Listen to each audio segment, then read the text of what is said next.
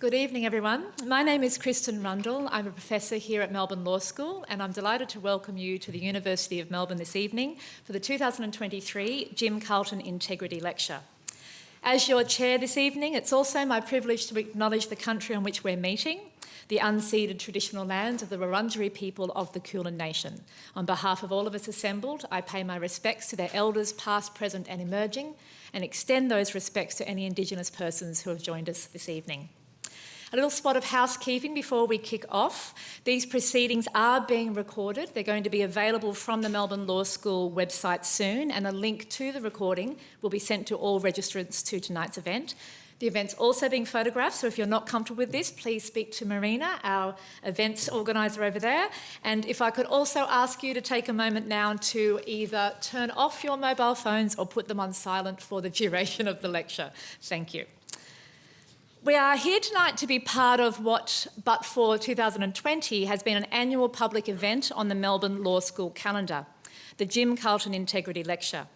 Whether in its own capacity or through its Centre for Comparative Constitutional Studies or its association with the Melbourne School of Government, for a number of years Melbourne Law School has partnered with the Accountability Roundtable to host this important public event dedicated to questions of integrity in politics, parliament and government. These matters of integrity lie at the foundation of why the Accountability Roundtable was established. The ART is a non-partisan group of citizens from diverse backgrounds who are concerned with the erosion of honesty and integrity in our democracy and who are dedicated to improving standards of accountability, probity, transparency and democratic practice in all governments and parliaments in Australia. In 2016, the ART renamed their annual Integrity Lecture to honour the Honourable Jim Carlton AO, who served as an active ART board member prior to his death in December 2015. We're delighted that Jim's widow, Di Carlton, is again able to join us, as also will be his daughters Alex and Freya. Born in Sydney in 1935, Jim Carlton had several careers. As a management consultant, as a Liberal Party official and as a federal politician from 1977 to 1994, during which time he was an important figure in changing the direction of economic debate in Australia, embracing the global economy and rejecting tariff protection. During his tenure in Parliament, Jim Carlton held positions including Minister for Health, as well as Shadow Minister in the portfolios of Treasury, Education and Defence. In his post-parliamentary career, Jim went on to become the Secretary-General of the Australian Red Cross, from whom he received the organisation's highest international award in commemoration of its founder, the Henri Dunant Medal. As a parliamentarian deeply committed to open government and the highest levels of accountability, Jim Carlton embodied the principle to which the work of the Accountability Roundtable is dedicated, namely that public office is a public trust. Tonight's lecture is a particularly special one for both Melbourne Law School and the Accountability Roundtable, and this has much to do with the identity of our speaker, a person who surely ranks at the very top of the most esteemed and renowned of the members of this university's community. So I'll now hand over to the President of the Accountability Roundtable, Fiona McLeod, AOSC, to introduce Professor Peter Doherty. Thank you.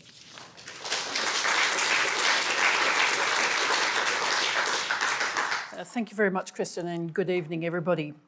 I would also like to acknowledge the Wurundjeri people and the traditional owners of the land that we're meeting on, and ancestors and elders past and present, and thank those ancestors and elders for their work and their ongoing efforts to teach us, to open our eyes to the possibility of constitutional reform and the creation of a voice to Parliament, as promised by the United Nations Declaration on the Rights of the Indigenous Person. I would like to also welcome Di Carlton and family back to this lecture in the name of the wonderful Jim Carlton. 8 years ago, I stood amongst the dunes on the bank of Lake Mungo, and I reflected on the extraordinary richness of our First Nations peoples and their culture. Around that lake, for those of you who don't know, the dunes and the lunettes, as now appear around the borders of that lake, lived thousands and thousands of our First Nations people with a richness of culture that, if only we knew it, we could celebrate today. I wholeheartedly and without reservation support the efforts to introduce the voice to Parliament. Tonight, it's our very great honour to welcome living national treasure, Peter Doherty. Another living treasure is amongst us, Barry Jones, and surely that makes a quorum of national treasures. Barry has drafted me a perfect note of introduction, much improved on my earlier version, and certainly much improved on that thrown up by ChatGPT. So I will read it shamelessly. Peter Doherty, Nobel Laureate and Living National Treasure, AC-FRS FAA, is one of Australia's greatest scientists who has morphed into a prolific writer and passionate public commentator and social critic. Born in Brisbane in 1940, he was educated in Durapilly High School and studied veterinary science at the University of Queensland, gaining the degrees of Bachelor, Master and Doctor. He often protests that he's not a doctor, just a vet. He married the microbiologist Penelope Stevens in 1965, then studied at the University of Edinburgh and was awarded a PhD in pathology. He then returned to Australia and worked productively, but not very happily, at the John Curtin School of Medicine at the ANU. In Canberra, he explored immunology with his Swiss collaborator, Rolf Zinkernagel. In 1973, they demonstrated how the body's immune cells protect against viruses. A kind of white blood cell, T cells, kills the virus-ridden cells, but only if they recognise both the foreign substances, or viruses, and certain substances from the body's own cells. 23 years later, in 1996, they were jointly awarded the Nobel Prize for Physiology or Medicine for this discovery. Australian of the Year in 1997, he was named as a living national treasure, and the Peter Doherty Institute for Infection and Immunity was established in 2014.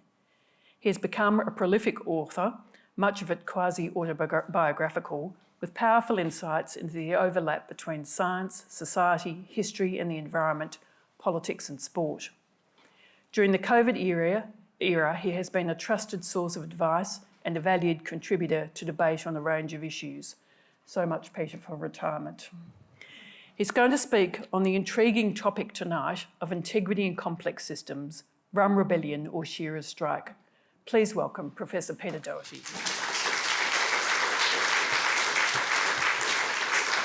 Well,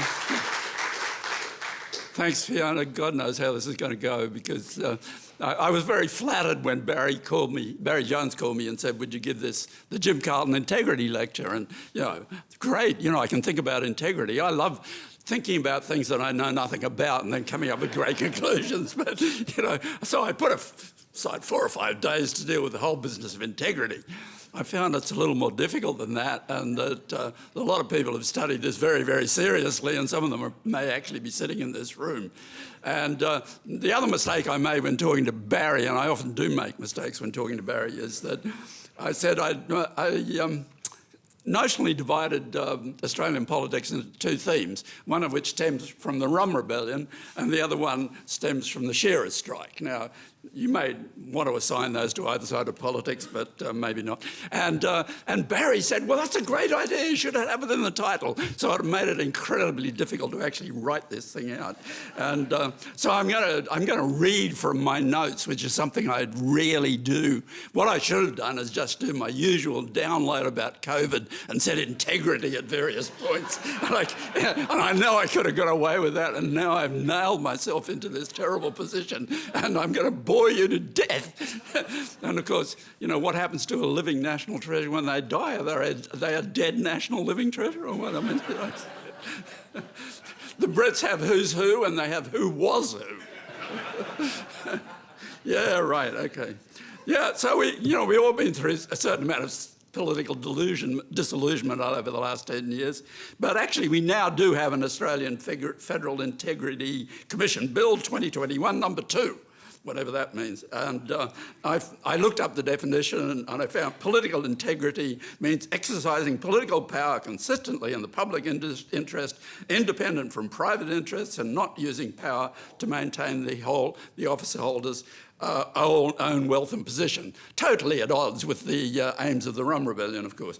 If you consider the political streams of our history, I've already been through that, the Rum Rebellion and the Shearers strike, And if you're tempted to assign either of those to one side of politics, remember Jim Carlton, because he was a man of the highest political integrity, and you might be inclined to say the Rum Rebellion was a little more on that side of politics. He was, as summarised, I looked him up.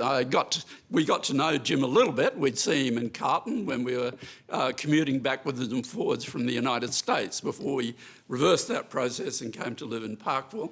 And we had a little flat up in Pelham Street and ran into Jim off and on, and he's a nice guy, amiable guy. And of course, I came to understand the part that he played in Australian politics, especially when he was health minister, and then passed that on to Peter Boehm in the Hawke government, I think, and then they had that fantastic response to the AIDS pandemic. Basically, I started to think about integrity. You realise integrity's it's not really an absolute concept, because if you're in business and finance and all that sort of activity, there's an integrity to the actual practice of what you're doing. There's an integrity in the practice of anything we do, but that integrity may not necessarily conform to, say, that broader integrity that we discussed in the sense of political integrity. And so there's kind of tensions there, and I don't get the sense that integrity in a sense is not an absolute when you try to discuss integrity in terms of human practice and conditions. I think a basic integrity that ensures freedom and flexibility in any political system, as far as I understand it, is basically having multiple foci of power and wealth. And I think that's the type of integrity we have in a democratic country like Australia. It seems to me that simplifying systems too much, having totalitarians, it tends to lead to totalitarian systems that tend to founder in corruption and cruelty. You can see that operating currently in Russia. And of course, China, as we look at it, looks like a totalitarian system, but it has the interesting feature to it that it allows a great deal of entrepreneurial activity and I think a relative independence in that entrepreneurial activity. So that while it has centralised political control, it's allowing that entrepreneurial spirit and that driving forward to conform to the integrity of what you need to do to be successful in an area, to at the same time flourish. And it's a different type of model, and how well that model will work we'll see in the long term. As I mentioned, we got to know Jim a little as we were travelling backwards and forwards to Australia. And if you think about Jim Carlton politically, and here I'm probably foolish to be talking to people in the political world about thinking about people politically, he sort of fits to me with Malcolm Fraser and, of course, the person who followed him as Health Minister, Peter Boehm, who was later, I think, Chancellor of ANU. And when we had a meeting some time back that pulled together the people who were very involved in the initial AIDS response in Australia, Jim was no longer with us, I think, but Peter was there, and Neil Blewett. And we had that in Sydney at the Kirby Institute, named after Michael Kirby, the Chief Justice, the Justice who was, of course, very much involved with the AIDS community as a gay person himself. And the Kirby Institute in Sydney, which is named after him. The Kirby Institute, incidentally, through COVID, has done some of the very, very best work on long COVID, and that goes in their tradition of these chronic virus infection. Think about Malcolm Fraser. He was a product of the established squattocracy, as I understand it, and you might trace the squattocracy back to the Rum Rebellion, and I think you really can. A sort of noblesse oblige has always been there on the part of the landed aristocracy, at least the better members of that aristocracy. To some extent, British landed aristocracy was killed off by the fact that food became much cheaper due to the exports that we were sending to Britain and Canada was sending to Britain, and the landed aristocracy lost its power. If you remember the importance of being earnest, where Lady Bracknell questions Jack Worthing about whether his money is in land or in the funds. And she says, he says, in the funds. And he says, that is very satisfactory, because in the funds meant British government bonds. And that looked very attractive to Lady Bracknell as a possible son-in-law in Jack. But of course, you might not feel British government bonds are all that attractive since Brexit, which must have been the stupidest thing that the British ever did. Yeah, so anyway, we'll leave that theme. So returning to the era when Jim and Peter Bowen were political players, what impressed everyone, I think, and what was really an outstanding success is the way that the Hawke government dealt with the AIDS crisis when it hit us in 1981. This was very frightening, very scary, like nothing we'd quite faced. And what the Hawke government did is they reached out across the aisle, and Neil Blewett, the health minister, worked with Peter Bowen very closely, and they developed a very effective response. And they took the advice of medical and public health professionals. David Pennington was former, of course, we all know from the University of Melbourne, who's an extraordinary leader and individual, was very instrumental in this, and a man of great and clear vision. And what they enabled was really judgment, for that time was quite extraordinary, because they enabled judgment-free approaches that provided, among other support mechanisms, mobile health clinics and clean needle exchange. And what clean needle exchange did in Australia, not in the United States where we had that moron Reagan in control, was basically it kept the virus out of both the drug-using community and the heterosexual community, because, of course, there's obvious crossover there. So it was enormously successful, and it stood up, and in doing that, of course, they had to stand up to our own particular version of the religious morality police, which are often in the parliament, but we had people like Fred Nile and so forth as well. So when COVID hit at the beginning of 2020, the national response followed that kind of model, this interaction between the political arm and the public health professionals and the medical professionals. We'd established that sort of protocol. And though unlike the situation back then, the Morrison government, politics had changed. The Morrison government didn't reach out to bring the opposition into the process, but they did generally work together, though it fragmented a little bit later on as elections came up and people could not resist the temptation to go back to the usual business of politics of attacking the other side. But the response that we had in Australia through 2020, where we kept the virus out essentially, we locked down, something that would have been totally unthinkable years ago, you would actually lock a country down in the face of an infectious disease. That lockdown, though it cost us a lot economically, and there may be there are other factors to it, did save a lot of lives. If you look at over 70s, in the early phase of the COVID pandemic, before we had vaccines and drugs, 20% of people who got the infection died. Since we've had vaccines and drugs, the cross-reactive protection that we have from the vaccines and the drugs means that death rate has gone down from 20% to something like 0.1%. So in that sense, the process was a very successful process.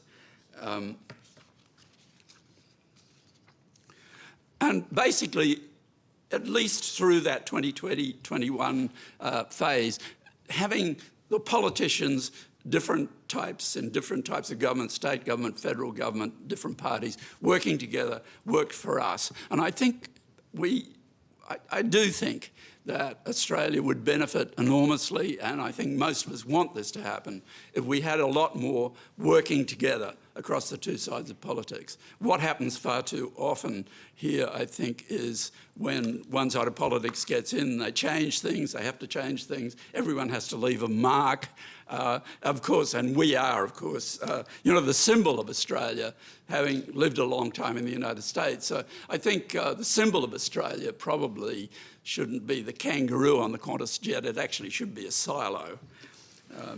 And as far as animals goes, I'd much prefer the wombat anyway, a very grounded creature. It doesn't leap all over the place irresponsibly.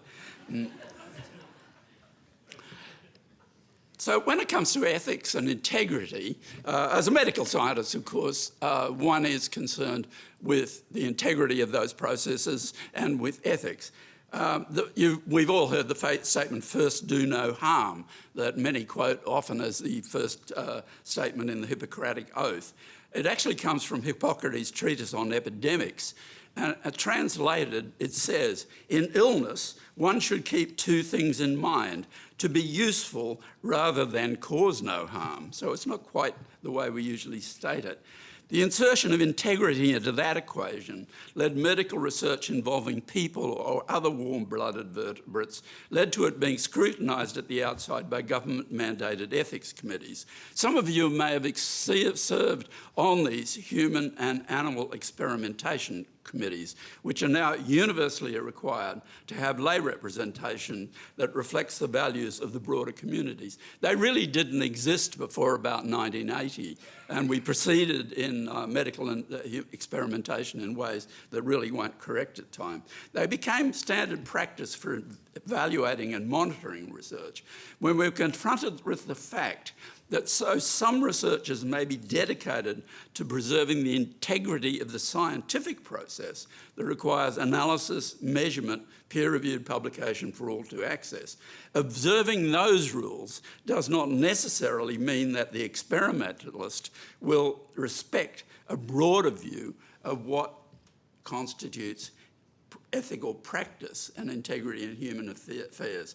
And I went through this a few years back in a book I called The Knowledge Wars, but an egregious example of this is the infamous Tuskegee experiment, where black American men with syphilis in the American South, many of whom were in fact living in family situations where they could transmit the disease, were left untreated when curative antibiotics came along. They were actually discouraged from getting antibiotic treatment. The clinical investigators weren't cowboys. They were part of the United States Public Health Service, and they chose to stay with the integrity of their experimental design rather than emphasise the first do no harm principle that most would regard as the basics of medical integrity. And there are other examples like that, and of course it's unsupportable, and we do not see that happen now. And medical research and animal experimentation is subject to very, very high levels of our ethical scrutiny. Well, to get to the Rum Rebellion and the establishment of the New South Wales colony from 1788, I'm an experimentalist, so I tend to look at everything as an experiment. And I want people to sign on to The Voice because I want to see the experiment. I'd love to see the Republic experiment being done in Australia, but I probably won't live that long, I'm afraid, but I would really like to see it happen. I don't see how it can go wrong, quite frankly. No, I have nothing against our new king. Yes, well, what's that? Charles III, yeah, well, that's great. Charles II actually founded the Royal Society, the first British Academy of Science, in 1660. So the Charleses don't have a bad record, and actually this Charles III has rather a good record in trying to speak out about climate change and environmental issues and all sorts of things. So I think he's basically a decent sort of guy. And he and I both have big ears, and so, yeah. So the social experiment of the first American settlement, first Australian settlement, was really, I think, started by two things. One was that attitudes in Britain to executing people for minor crimes, they'd sort of got to a point where they thought that wasn't such a good thing to do. You just didn't kill people for stealing a purse or something. And the other thing that, of course, they were suffering from in the United Kingdom was that they'd lost the American War of Independence and they had nowhere to send their human debris. So that's how we started. And So those overcrowded prison hulks in places like Portsmouth Harbour were really accumulating too many people, and they had to feed them, and they were just generally a nuisance. So the idea of establishing a prison colony at Botany Bay was pushed by Sir Joseph Banks. Sir Joseph Banks was a politically connected young man. Now we'd call him a scientist. Then he would have called himself a natural philosopher. The word science actually didn't come into use until the 19th century. Those early people like Newton and so forth were natural philosophers. So Banks sailed as a private citizen, supernumerary, on the 1768-1771 voyage of the Endeavour. Banks and the captain, then Lieutenant James Cook, were both elected to the Fellowship of the Royal Society, the FRS, which was chartered in 1660 by Charles II, and had got a group of people together, a group of men together, to pursue the ideas that were being promulgated by former Chancellor of the Exchequer, Francis Darwin. And Darwin said, basically, that you can't understand anything just by simply making pontifications and pontifical statements. For instance, Galen, the great physician of the end of the way back at the time of Christ or thereabouts, told us that blood flows to the liver where it is destroyed. And that was the practice. And of course, then Harvey comes along and discovers the basis of the blood circulation, because they started doing what Bacon said you have to do is you have to look at the thing itself, you have to make measurements, you have to write it up, you have to publish it in a peer-reviewed publication. These are the rules the Royal Society brought in. They're the rules of science. It's not that scientists have any more integrity than anywhere else. It's just we're under very tight rules that you actually make the measurements, you have to publish your information, and you have to put it out there for others to read. And that leads to a certain integrity in the scientific process. So the first governor of the, because of course, and Banks and Cook were both elected as early FRSs. When you become a fellow of the Royal Society, which Macfarlane Burnett always said was probably his proudest recognition, you sign this vellum book that was donated by Charles II, calfskin. You have to practice on blotting paper with a dipped pen so you don't blot it. I blotted it.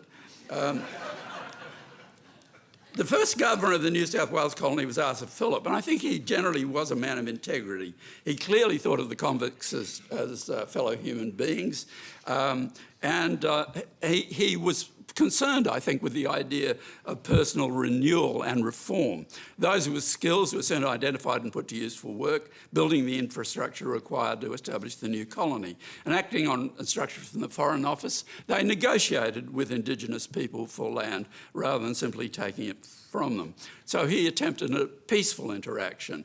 The legal principle of terra nullius, as you'll know better than I, was not implemented until 1835, and of course was finally dismantled by the 1992 Mabo decision. So, of course, and we ask ourselves, will we now as a people have the integrity to sign on to the Indigenous voice? It seems to me that this is a statement of principle that's out there. It's coming from the Indigenous population, and it's basically, we should regard it as a gift that will allow us to move forward on these enormously difficult issues. But of course, we can see what is predictably happening in that area. So, when food became scarce at the time of the First Fleet, Phillip mandated equal portions for all. After he returned to England in 1792 because of health problems, he lived quite a long time, but he went through this period of ill health. Major Francis Gross of the New South Wales Marine Corps was left in charge. So his approach to the food shortage problem was to cut rations selectively for the convicts. And he abandoned Phillip's attempts at collective farming, made generous land grants to the officers, with the convicts supplying free labour. The members of the New South Wales Corps became the 102nd Regiment of Foot in 1808, and they prospered, and they in effect became a de facto government of the colony, or de facto administration. Due to the shortage of coins, rum became a major currency, with production and sale being substantially controlled by the military. That was, as might be expected, both a focus for corrupt behaviour and a constant cause of tension between these new landed gentry and the colonial governors appointed by the British Crown. A leading figure in the colony and in the 1808 rebellion against Bligh was pastoralist and entrepreneur John MacArthur. He was a former army officer who arrived in 1790. He secured land and a grant of some 200 acres early on. And when a flock of merino sheep were available for sale in South Africa, the Cape Colony, he was able to get some of them, and he started to breed sheep. And he's generally he took some of the wool that they grew back to England, and he's generally regarded as being responsible for the founding of the Australian fine wool industry. MacArthur could not tolerate anyone in authority who threatened his self-interest, and he played a central part in the Rum Rebellion. Bligh had moved to reverse the expansion of MacArthur's by then extensive land holdings, which were then measured in thousands of acres, and Bligh had to go. It's all a very familiar story. The upshot of the rebellion was Bligh returned to England. MacArthur's and others stayed on. There was no, the mutiny was not punished. People weren't punished in any way. I think maybe an army officer lost his job or something, but then became a free settler. And they all did very well. And I think then the Rum Rebellion you can regard really as the beginning of that kind of entrepreneurial spirit in Australia, and the emergence of, and at times ruthless and even murderous entrepreneurial spirit that facilitated the development of the Australian pastoral industries. And when I was a kid and adolescent in the 1940s and 1950s, Australia, at least at the time of the Korean War, still rode on the sheep's back.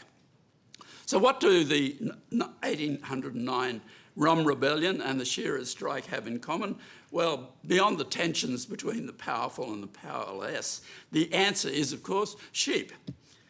Collective action on the part of those at the bottom of the society had emerged from time to time in Britain, with the first example, perhaps, that we know much about, being the labour shortages that occurred in the 14th century, when the Black Death killed so many workers and so many across the social spectrum. And that transiently led to better conditions for rural workers and the rural serf class.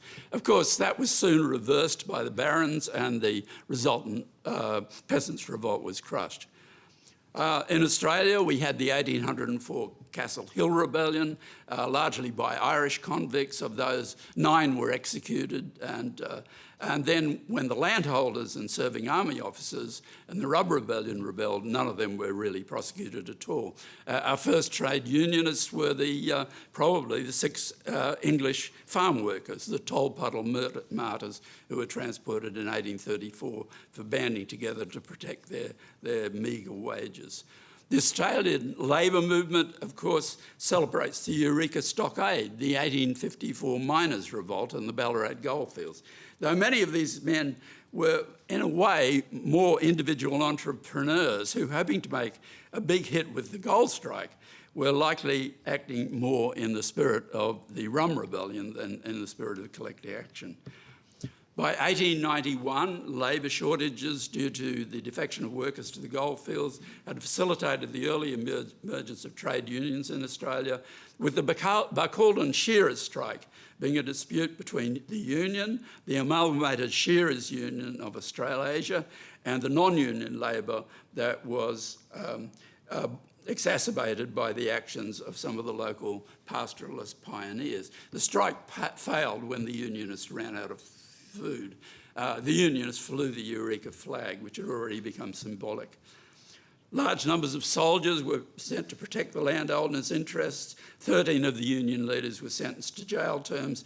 And on 9 September 1892, the manifesto of the Queensland Labor Party was read out under the Tree of Knowledge at Carlton to form the new Australian Labor Party. 3 of the 13 unions subsequently became Labor parliamentarians, and in 1899, Queensland had the first Labor government in the world. Only lasted 5 days, but it was the first. Themes are reflected in Banjo Patterson's poem Waltzing Matilda, which many would have preferred to see as the national anthem. I'd much preferred Jolly Jumbucks to Girt by Sea, and we're supposed to be the youngest country, young and free, which is ridiculous. This is the oldest geological country on Earth, and we've had continuous habitation for 50,000 years, so we're not that young and free.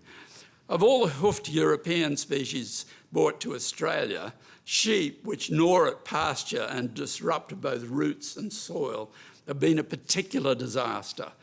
Ecological integrity is about maintaining the diversity and quality of ecosystems and enhancing their capacity to adapt to change and provide for the needs of future generations. Australia's fragile ecosystems and unique species of plants and animals could have well done without sheep, pigs, cattle, brumbies, feral cats, and so on. Now, been a lot of discussion involving Indigenous custodians who draw on traditional knowledge, and that makes a lot of sense when it comes to restoring the integrity of the Australian environment. But it's also the case that plant and animal diversity within these ecosystems has been massively altered by species introduced over the past 200 plus years. Systematic approaches based in modern science and investigation are also essential as we do our utmost to restore soil, pasture and forest integrity. And we'll continue to benefit from the practices implemented by agriculturalists who know their land and embrace sustainable strategies. When compared with the United States, the availability of high-quality agricultural land with substantial soil depth is very limited in Australia. The exploitation of land and property is still central to our economy. We continue to concrete over farmland to build big houses that are expensive to heat and cool and are undersupplied with basic services. Australia and American citizens, US citizens, inhabit on average the largest houses on the planet. In view of recent events, we might ask whether property developers have the integrity to stop building on riverine floodplains and in coastal areas threatened by storm surge and sea level rise. And are regulatory authorities equipped with the powers and personnel that allow them to act with integrity in this area? Talking about buildings takes us to a different discussion of integrity. Structural integrity is an engineering field that helps ensure that either a structure or structural components is fit for purpose under normal operational conditions and is safe even should conditions exceed that of the original design that is basic to engineering. Apart from design, this also focuses on materials and concrete formulations, for instance, are sampled to compression stress tests. And there's various strategies for this in engineering. And as we are all aware, some recently constructed high-rise buildings here and in other countries have failed badly from the aspect of structural integrity. Imported steel certified to appropriate standards has not behaved as expected. Many buildings have been clad externally with flammable imported panels and internally with defective plasterboard. Part of this reflects that materials integrity depends both on the integrity of the manufacturers and of the regulatory frameworks in countries where these products are made. Offshoring integrity is obviously dangerous. While we're acutely aware that the COVID-19 pandemic has tested the underlying integrity of our current economic and financial models, our infinitely greater concern must be with the inexorable progression of climate change. Economics, finance, and politics are human constructs subject to change, but the integrity of the laws of physics and chemistry is absolute. The practice of science is also a human contract. construct.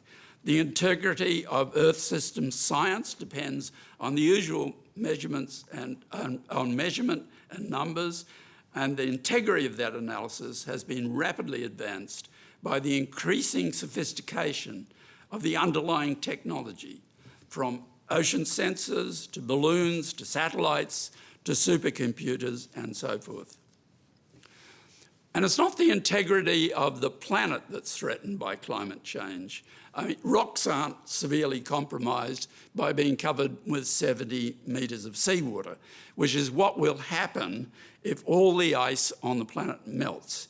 If you're thinking about Melbourne's Bayside suburbs, 70 metres is the height of the pavement on the Westgate Bridge. The numbers are concerning. Here are some robust numbers. The population of the planet was about 1 billion in 1788.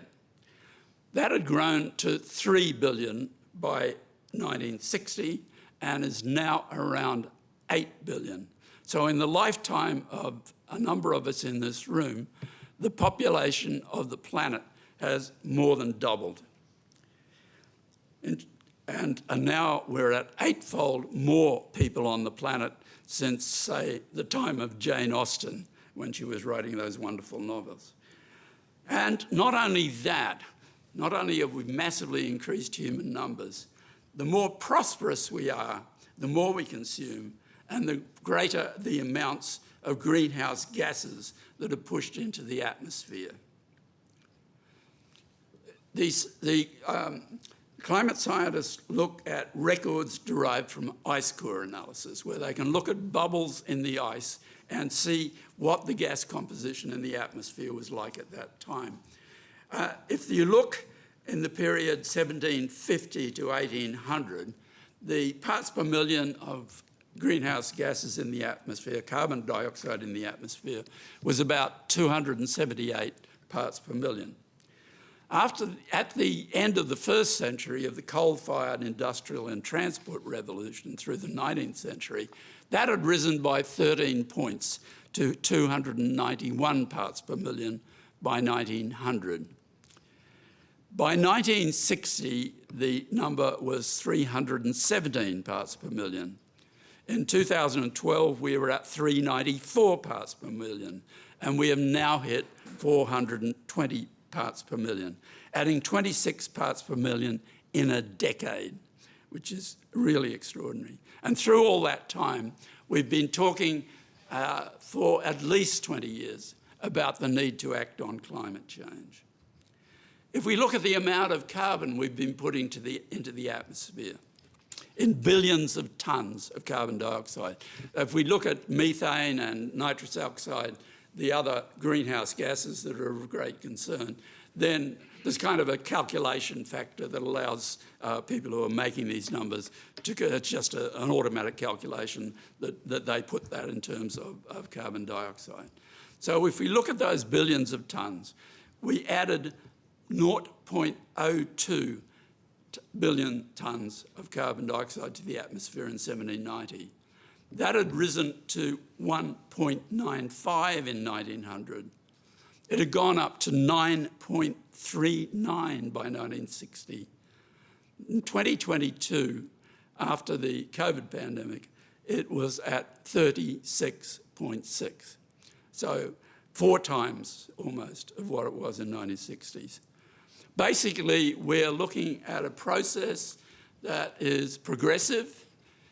It's cumulative because carbon dioxide sticks around for a long time, and it's inexorable. I personally think of it in terms of lead poisoning. Cumulative, progressive, inexorable. There's no reason to doubt that either the science of climate change or the scientists themselves lack integrity. If you look at fraud in science, which I did a few years back, you'll find that most instances of fraud are actually in the medical and social sciences. It's because of the personalities that we sometimes find involved in those areas, because these sciences are very complex. Very unusual in the physical sciences. There is actually one incidence of major fraud in the physical sciences.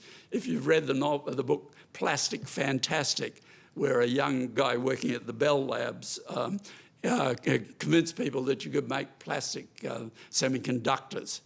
He was an experimentalist, and the Bell Labs also had a large cadre of theoreticians. And the problem the theoreticians had was the experimentalists could never be bothered to talk to them.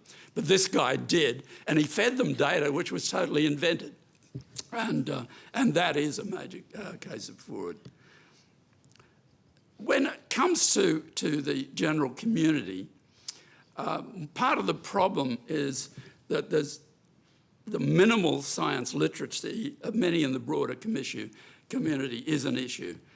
It's hard to get people to understand that scientists don't speak from a position of dogmatic authority. Basically, the statement of the scientist is always, our best understanding is that. Not, this is the way it is and this is the way it's absolutely going to be. This is what the data tells us, this is what we interpret from that, this is what we think will happen.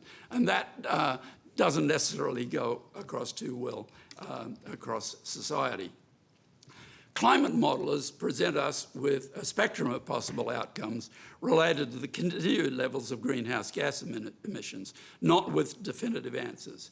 If you need to sort of see a discussion of this, the 2021 Nobel Prize for Physics went to physicists working with complex systems, and half the prize was shared by 2 climate modelers. So it's a good discussion of the whole area. Models, and of course we confronted this with COVID-19, are basically thought experiments. Their integrity is determined by the comprehensiveness of the data sets that support the underlying assumptions. Particularly with COVID, when we were starting earlier on, a lot of those assumptions were pretty loose because we really didn't quite understand what we were dealing with, and we made some mistakes in that. We just didn't have that detailed knowledge. If you look at climate science, modelling has been absolutely central to the great improvement in short-term weather forecasting that we've all seen happen through our lifetimes. Taking that out to the longer term for climate prediction is much more difficult. The climate scientists can predict trends in the long term, and the trend that they were predicting from the time I became engaged in this over 20 years ago, when I sort of went on the public stage talking about science to large audiences, was that we were being told then that what's happening in climate science tells us what we will see is we'll see large, very intense weather events of limited duration. We won't see the normal spread, say, of rainfall. We'll sort of see enormous downpours occurring. And of course, we've all seen how that's played out. And what the climate scientists have been saying, and saying for a long time, has actually been happening very quickly and happening across the planet.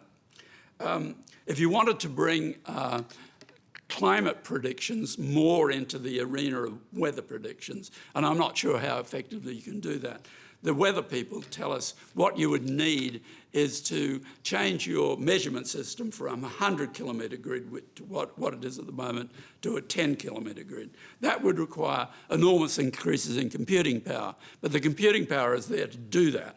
It's just you need the money to do it. So it's a doable problem that just needs resources. When you come to discussing climate change, the science of cause is based in the expertise of people trained in the physical sciences. The atmospheric scientists, the meteorologists, the oceanographers, the glaciologists, the cloud physicists, and so forth. But when we look at the consequences for sustaining the integrity of complex life systems, much of that rests in the biological sciences. I've often been told by people, you know, you're not a climate scientist, stick to your knitting. But basically, if you're in biomedicine, if you're in the biological sciences, climate change will impact in various areas on much of what we do, and it's already starting to do that. And of course, there's also that other group that interface between the basically the physical sciences and the life sciences. That's the paleontologists, the geologists who look at rocks and look at the fossil records.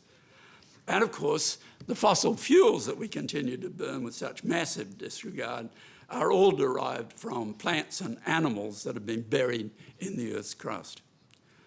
A major concern is that the most superficial of those layers, represented by the permafrost in the far north of the planet, is already releasing substantial amounts of methane, CH4, the stuff that we're digging up or extracting in increasingly concentrations as part of the gas-led recovery, one of the lowest integrity statements that's ever been made on Earth. The concern is that as warming continues, ice melt accelerates, we will get more and more release of methane from these permafrosts, from peat beds and so forth. And the problem with that is that it may move us beyond any point where we can actually do much about climate change by stopping emissions. And that's why the climate scientists have been saying we don't have a lot of time. Methane is a much worse greenhouse gas than carbon dioxide, but it's only around for about 11 years, but it breaks down into water and carbon dioxide. So there's still a substantial carbon dioxide component. The problem with climate change is it's so enormous. So we can and should criticise politicians. We love to point the finger at other countries. Our only real power in any of this rests in the individual moral and intellectual integrity that determines what we do and how we vote. Beyond that, the problem is far too big to be solved at the level solely of individual action and commitment. We need leadership and innovation in both the public and private sectors. We need that in economics, in finance, in education. These problems, like pandemics and the consequences of them, the problems with climate change and so forth, are not just about problems for science, and science is just part of it. They're problems for the whole spectrum of basically our intellectual activity, whether it be in the law, finance, economics, as we all seek to find solutions that can actually feed in to viable alternatives that will allow reasonable lives and allow us to solve the problems in front of us. We need to tap all Australia's human talent, and whether that comes from the Rum Rebellion or the Shearers strike lineages. And we need equality of opportunity and a focus on skills, solutions, and merit across society. Climate change is a global problem that's not constrained by passports, regional priorities, or national boundaries. The charge of eminent microbiologist and humanist René Dubos was to think globally, act locally. That's never been more apt, I believe, though with the internet, we can not just act locally, we can act globally. And I think many of the younger people among us will use those mechanisms effectively as we seek to move forward on these issues. Back in 1988, the United Nations Environment Programme, UNEP, and the World Meteorological Organization got together to establish the Intergovernmental Panel on Climate Change, the IPCC, which brings the full spectrum of expertise across the physical and biological sciences, geology, economics and social sciences to bear on the problem of global warming and climate change. To date, informed professionals across the planet have looked at peer-reviewed publications to produce 6 IPCC reports, which have become ever more comprehensive and alarming, though the authors try not to be alarmist. The latest and most accessible is now up online. It's the AR6 Synthesis Report for Policymakers. This is written for politicians from a general readership. It's still being edited, but it's there and it can be read. Representatives of the 195 IPCC member governments sign off on these synthesis reports, so they tend to be on the conservative side. You can always find greater detail in the specialist reports, which are much more comprehensive. If we were to ask how effective the IPCC process has been when it comes to driving real change, the answer is not very encouraging.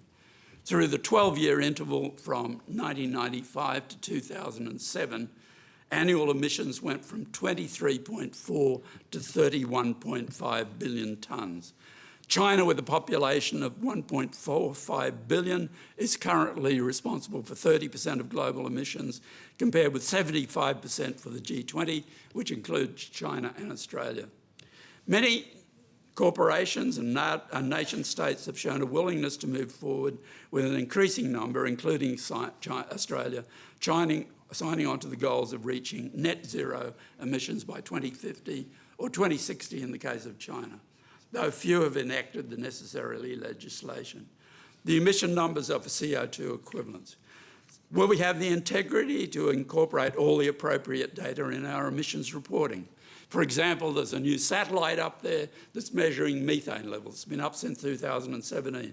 It's finding there's enormous methane release from our Bowen Basin coal mines, for example. Will that be in our domestic emissions calculation? And that also will be picking up methane emissions from leaking gas wells and all that type of thing. We can, of course, focus on the integrity of individual governments. We could debate whether it's possible for any group of nation states to cooperate at the level of integrity that is required to move the current metrics in the right direction. When we get down to it, the absolute measure of integrity reaction on climate change rests with two sets of numbers: the rate of decrease in annual greenhouse gas emissions and the stabilisation, then fall of greenhouse gas levels. These are measurable and they're hard numbers. They're being acquired with high integrity measurement systems and analysed by people with high integrity, and they can't be fudged. As physicist Richard Feynman said, for a successful technology, reality must take precedence over public relations, because nature cannot be fooled. The realities of physics cannot be moved by the comforting distractions and self-delusion of realpolitik. And really, can we act with sufficient integrity on this problem? Thank you.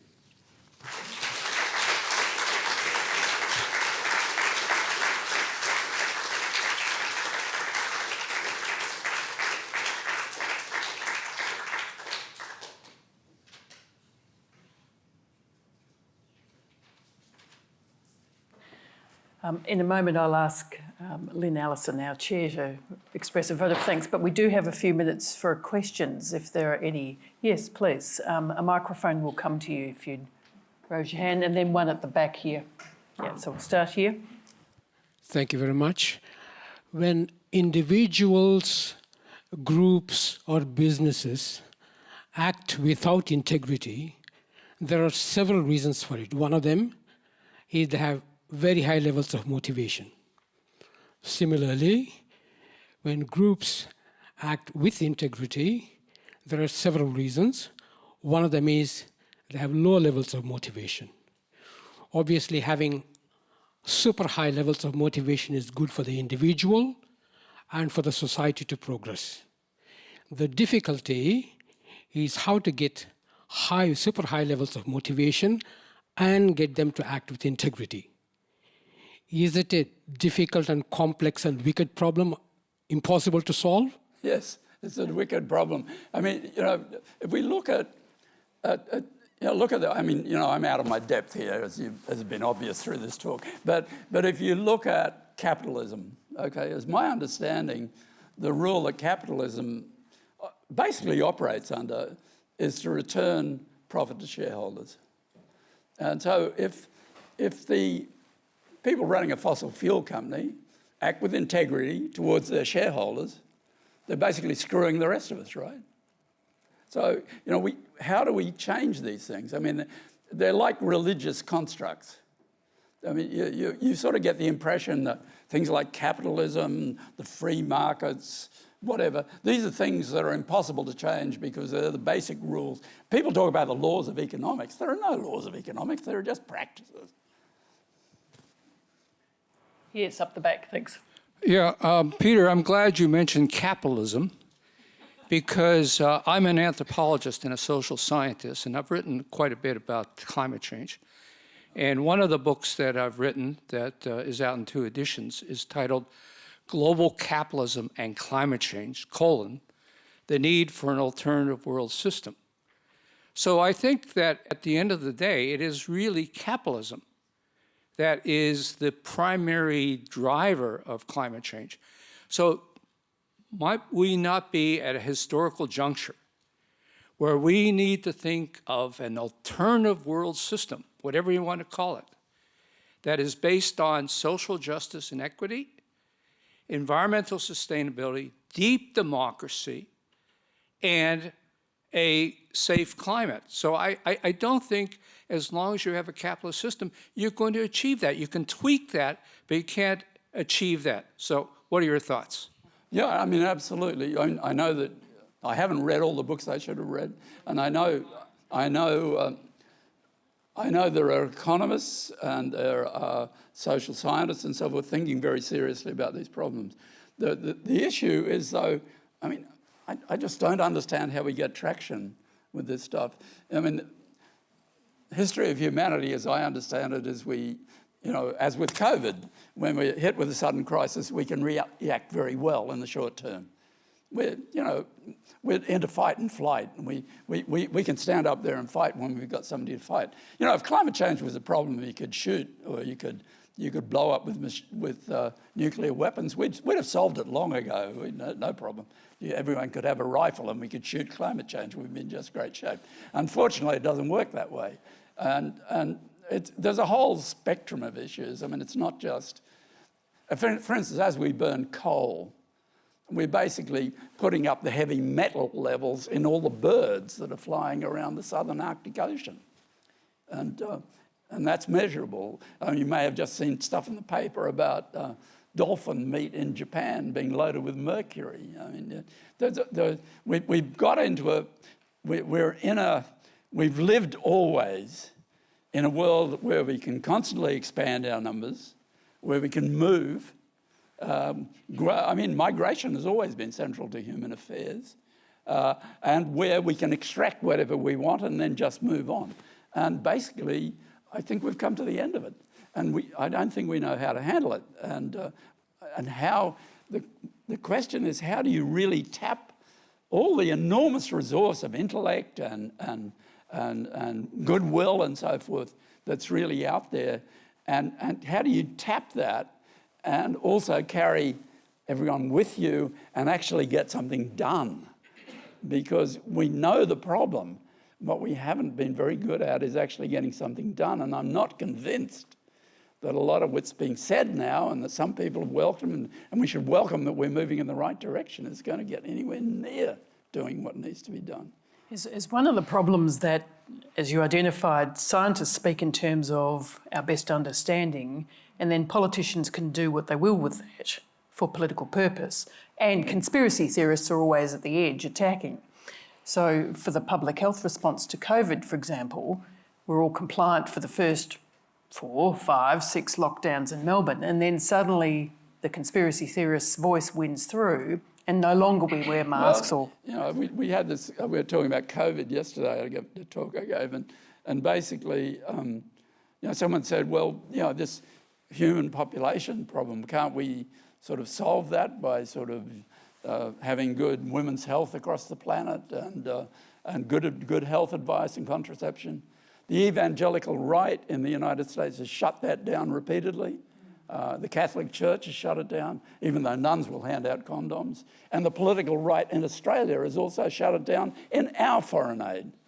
And so, people suffer, but, it's... And of course, a lot of the people who want to stop people reproducing in Africa or wherever, or in the American South, are deeply racist. So, there's a certain lack of capacity to connect the dots, I guess. But one last question. Yes, thank you. I've got a big voice, it'll be fine. So I'm Rob Carlton, Jim Carlton's son. One of the things he said to me just before he passed, which I remember as one of the most beautiful things I've ever heard, was, son, we don't yet know the scope of the problems we have to solve. And we've got a couple of big ones on the table, climate change being one of them. We don't know, of course, the complex problems that are going to come. He said, but I truly believe that to solve these problems as a species, we need as many people in as many places activating their imagination as possible. I truly believe that's the only way we will solve these problems. Now that's a beautiful thing, and as an actor and a sort of an individualist, I would love to ascribe to that, but I also can't see how we're going to solve climate change without a healthy dose of authoritarianism. So I have now found myself in a pickle where my love of freedom of speech, my love of the liberal individualism, my love of my father's North Pole of the imagination seems to come into crisis of contradiction with this other thought of looking and witnessing at the characters I see being so driven by the self that I can't see how we can reconcile these two positions. Well, you know, the Tesla story sort of exemplifies that, doesn't it? You've got this Elon Musk who's had the imagination and the drive to really get the electric car industry off the ground. You know, but he's an impossible guy. He's a Trump supporter, and he does the weirdest things. And so, you know, some of the people, and so he's really well and truly in the spirit of the Rum Rebellion, as far as I'm concerned. So, but then on the other hand, you need that sort of collective thinking that says we're all in this together, that exemplifies the Shearers strike, and actually exemplifies, in a sense, one of the aspects of liberalism, which is basically that everyone should be allowed reasonable lives. I mean, I think, that firstly, one great fear is the rise of craziness. I mean, really, are Americans, people in middle America, really going to allow anyone to take their Ford F500 pickup trucks away from them? I mean, you know, the biggest selling cars in Australia are all big four-wheel drive things that are process driven by people who are trying to get votes from tradies. I mean, it's just, what you have in China is a totalitarian system, which is allowing that to flourish. I mean, I hate to think that's the model for the rest of us, but it may work. And they're actually capturing the whole of the renewable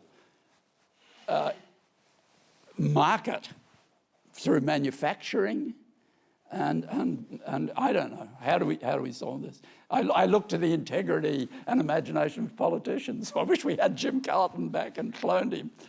So you're not in politics though, Rob. So no, I guess it's like a lot of things. You know, if your parent is in one of these things, you avoid them like the plague. On that lovely, nice round loop back to the beginning, I might invite Lynn Allison, the Chair of Accountability Roundtable, to offer a vote of thanks.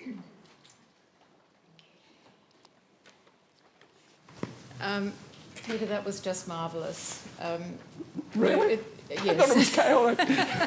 No, it wasn't at all. I'm so pleased that you persevered with the concept of the Rum Rebellion and the miners' strike. Thank Barry. It all hung together beautifully. I did wonder how you would do that. So that was marvellous. Of course, you can't say no to Barry, so if he asked you to do anything, it happens. So thanks, Barry. I found a lot to wonder about in what you spoke. I think you've broadened the scope of integrity as we thought about it, and that's fantastic. So the idea that that we have ecological integrity, structural integrity, integrity of scientists, especially climate scientists, is so right and so good. So thank you very much for raising all of that. I've got lots of things I'd like to say, but it was your speech and it was a wonderful speech, and I encourage everybody here to say thank you for that. We've got a small gift for you. You won't be surprised at what it is, so I'll take it out so we can see. Oh, gosh.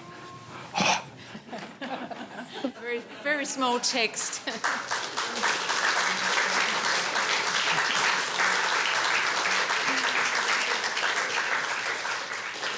All right, just to finish off, I want to say a few things about what's on in front of you on the desk is a small leaflet put out by us, which has got on one side a QR code which would allow you to quickly join the Accountability Roundtable, which we'd like you to do. I want to thank, of course, no event of this scale or importance comes together without a lot of work. So I want to thank all of those people who've been part of the organising of this event. It's been very successful as always. Thank you, Kristen. And to thank the Melbourne University Law School, because this is just the most wonderful venue. We always enjoy being here, so thank you very much for allowing us to do that. So, yes, I think I haven't forgotten anything. Julia, you'll prompt me if I have, but I don't think so. So thanks very much, everybody, for coming, and thank you again, Peter, for a wonderful presentation.